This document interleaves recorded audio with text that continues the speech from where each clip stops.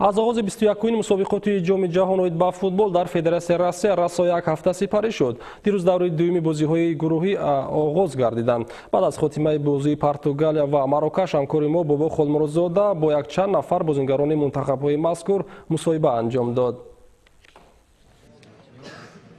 پس از انجام بازی بین دستای پرتغالیا و مراکش مصاحبه فوتبالبازانی دسته‌ها صورت گرفت.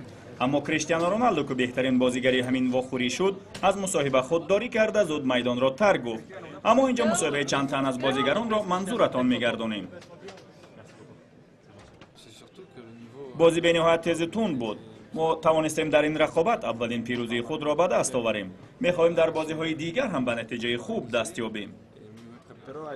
هرچند ما در آغاز رقابت گل تیز کار زدیم، اما در دوام وقت باقی مانده از فرصت‌های گلزنی استفاده کرده نتوانستیم. حالا اکنون همه اندیشه‌های ما بیشتر به بازی نوبتی است.